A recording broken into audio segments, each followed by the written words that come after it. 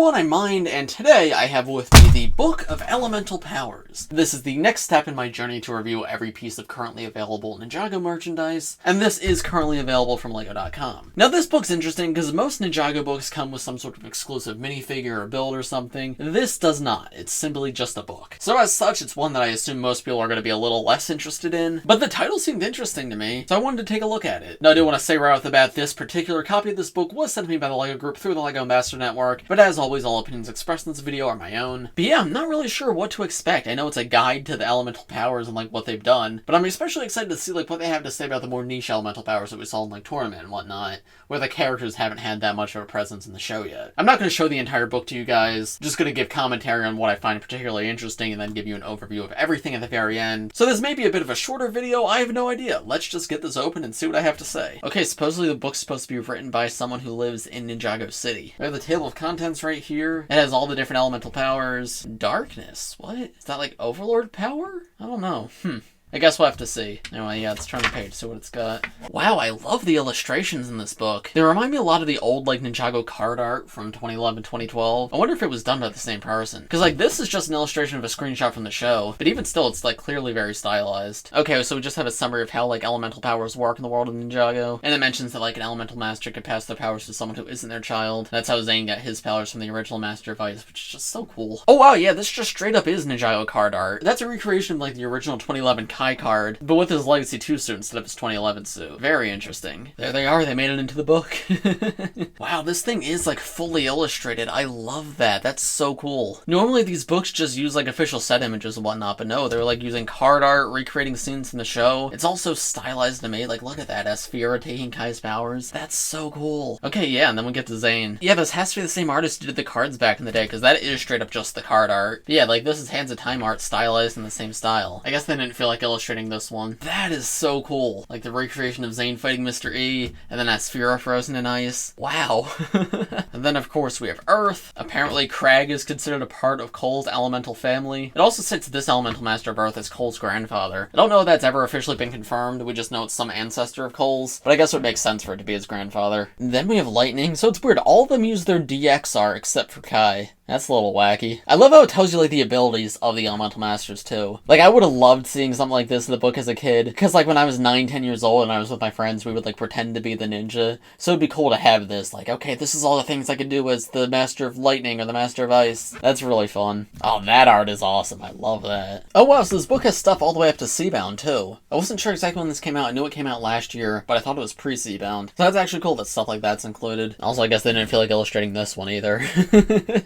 Set images are fine. Like, it's awesome that there is this many illustrations, but it just sort of feels out of place when there's a show screenshot and an official set image, because everything else just looks so fancy. Okay, now we have water, and apparently they're using Hunted Nia for water. Did you know ice is frozen water, and a skilled master of water can manipulate ice, although not at the same level as a master of ice? That's interesting. Obviously, we saw that in Season 11, but it's cool to see it, like, written out, and, like, define exactly what those limitations are. Oh, they got the Legend of Naiad here. That's very cool. Alright, then we have energy, and interestingly, they use a snake for Lloyd's symbol instead of the dragon that he used. That's a little strange. It seems like the people who wrote this book don't know what green power does either. Because propel forward quickly? Is that... is that one of Lloyd's abilities? Lloyd can use his energy to power vehicles, like the Titan Mech, a large robot with a human pilot. Again, it's something I think we saw on the show, but it's cool to see stuff like that written out. Be like, okay, yeah, that is actually a thing. Like, that's a defined thing his powers can do. Golden power, okay, so this is still in the realm of Lloyd. It has the power to create a motorcycle for Lloyd. The one time he did that rebooted, and then we never saw it again in any other season. I mean, I know he gave up his golden power, but still. It's kind of funny that they're just like, yeah, he can make a motorcycle, and then we never really saw anything like that again. Creator of the elements. Master would always believe his father was creator of all the elements, but he recently learned the truth. Before he was born, the powers of water, storm, and wave ruled. And there's still so much we don't know about the elemental powers. Now, storm and wave, those are not elements. That would be wind, right? It's just water and wind. But I guess you could consider wave and storm the names that the Merlopians gave those elements, while water and wind are the names that the humans gave those elements. Because obviously the amulets associated with them are the storm amulet and the wave amulet. And yeah, they're summarizing the story of the first Ninjutsu Master. That's very cool. Ew, rebooted. Let's move on. Darkness. Okay, so darkness is the Overlord's power. Is this an elemental power, though? I don't know if this is, like, canonically an elemental power. Also, this Nia art is cursed. That is some cursed art. Oh, wow. Is that an official build for the Mega Weapon? Is that like the canceled Mega Weapon build? Interesting, because like we've never gotten that in a set before. Though there's a bar right here, that piece doesn't exist in LEGO. But interesting, so there's an official, like, there's an idea of what an official Mega Weapon could look like. Very interesting. Alright, yeah, they talk about creation as like it's able to make things, obviously. Tornado of Creation and the Mega Weapon both have this power, and this is also Woo's element. Okay. So we have, this is a Ninjago movie screenshot, but redrawn to have Ninjago TV show characters. That is really wacky. Then we have Destruction, obviously Lord Garmadon's element, and also I guess it's the element of all the Oni, or at least that's what the book's implying. Oh no, there he is.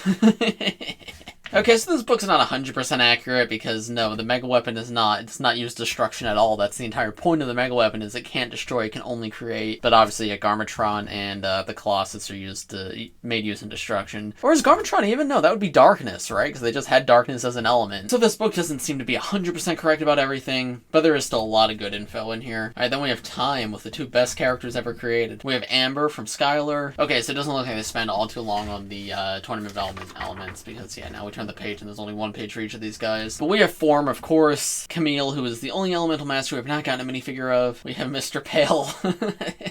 He's such a funny character, but I love him. Karloff, of course, my boy. This art is really funny of him punching Kilo. Why does Kilo look like that?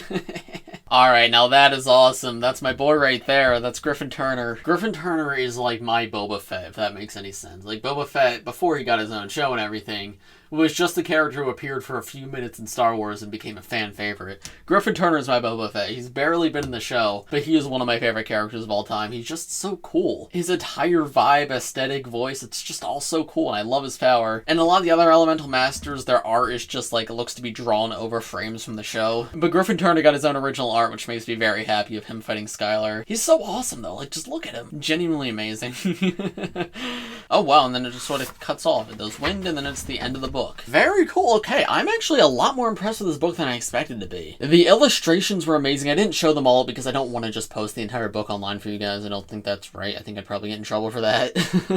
But I wanted to point out things I found especially interesting, and I was so impressed by how cool all those illustrations were. They were like the old Ninjago card art, like I said, and it was amazing seeing all those. The book's full of information, too, about specifically the world of the show. Unlike the visual dictionaries and character encyclopedias, which have a little bit to do with the show, but mostly have to do with the sets, this one was entirely about the show. So if you're a fan of the world, the lore, the characters, I think you'll really enjoy this. And I'm like, well, there's not that much new information. Like, if you're really knowledgeable about the show, you're not going to learn that much from this book. But it's cool to just have this guide, this refresher on how the different elemental powers work, especially like the main ones that give like a breakdown of all their different abilities and whatnot. I think it's genuinely very cool. So yeah, I'm actually very impressed by this book. No minifigure or anything to review, so I think that's about the end of this video. But let me know what you guys thought of this book in the comments below. Do you have this book? What do you think of it? Did this video change your mind? Are you going to buy it? Are you not going to buy it now? Let me know in the comments. I'm very curious. Thank you again to the LEGO Ambassador Network for sending this over to me. And also let me know in the comments, is there any other currently available Ninjago stuff you want to see a review on?